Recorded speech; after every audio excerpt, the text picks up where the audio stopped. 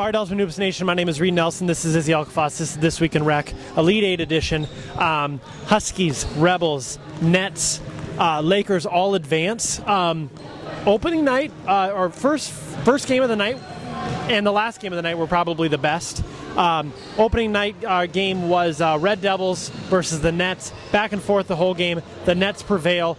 I don't know if did you catch the end of this game? Yeah, I did. What are your thoughts? I'm surprised the Red Devils were in it without Jordan. The Nets a little shaky. You'd expect without Jordan there that should be a very comfortable win, and it wasn't. So I don't. Ryan Samuelson and Justin Samuelson will decide who wins next week. And I can break the news right now. They will both play for the Nets. Yeah.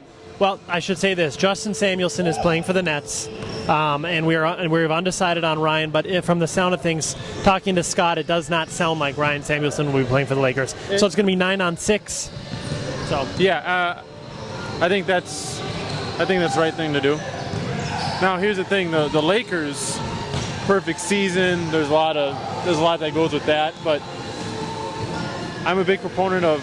I mean, they're Celtic players. I mean, this has been whenever you're with a team for one season and you have to decide between a team you've been with for one season or a team that you've played with for 4 years and won multiple championships, you don't go with the team that. I mean, it's.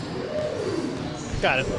Okay, second game of the night, Gorillas Rebels. They dominated you guys. Talk about the win for the Rebels. They played like it was a playoff game, and we played like it was a regular season game. I had to tell my guys about halfway through the first half that if we lose tonight, we don't play again for a month. I don't think anybody really realized it. At least we didn't play like it. It was actually embarrassing. It's probably the most frustrated I've ever been after a loss. Like I'm still very upset about it. It was embarrassing. I'm embarrassed. The Rebels came out 11-0 run. We came out flat. You can't come out flat against the Rebels. We know this team. We've played against them 20 times, and we still don't get it. Like this whole we're too cool, we're gonna win. We already beat them by 17 in the regular season. It's a joke. I mean, we were horrible tonight. So, and obviously we're going to do a separate prediction segment over the weekend or early next week, but Huskies defeat Avengers in what was a very good game. You know, I got to sit next to the Huskies bench. Chemistry, that team, I don't know. I mean, they're like screaming at each other, but they're screaming at each other in a kind of a good way. But I just don't think they have the mental toughness to even stay with the Rebels at all. What are your thoughts? They are screwed. It's going to be 30. It's going to be like the Lakers Blue Horns. Huskies have a 0% chance of winning that game. But Twan does do well against the Rebels. 0% chance. That's what you said about Big Smash summer of 2012, and look what happened. 0% chance. Okay, fine. I'll give it a percent chance. I think the Rebels will win, but I don't see it like you see it. So I'll buy you dinner if it's less than 10 points. Okay, I'll take that. So the final game, Blue Horns stuck with the Lakers for just a bit, and they weren't able to hold on. Lakers advanced, will likely be shorthanded next week. I mean, where do you put, the Lakers stock here after their win tonight? Well, it doesn't really. It might go. The whole season might go to waste because of it. I don't know. I don't expect the. I don't expect the. I don't know. I don't want to say anything too hard because they had a great season, and Ryan Samuelson, Justin Samuelson making the right decision. They've had a great season. They stumbled a couple times in the regular season. They had a bad game against the Tropics. The first two games should have been cake. When the Tropics game shouldn't have been close. Blue Horns, obviously, that's a joke.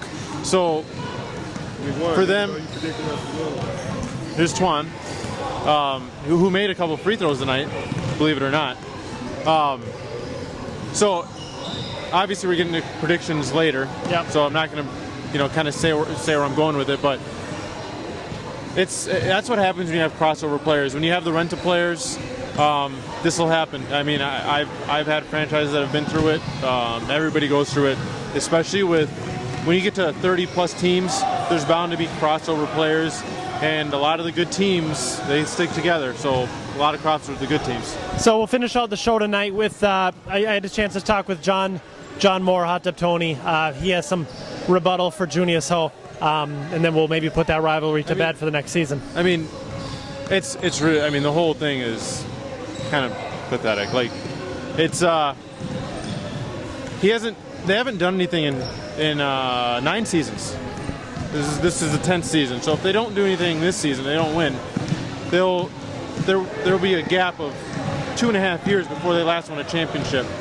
After a while, it's kind of like the Detroit Pistons. It's like, wow, that was such a long time ago that nobody really gives a rip. So they got to win this season. If they don't win again, Jay Moore, it's at some point the titles that you won, let's just forget about it, because nobody's considering the Detroit Pistons the dynasty anymore. It's just like they had a couple good runs at it, but they're old news. Thank you, Izzy. We'll see you next week.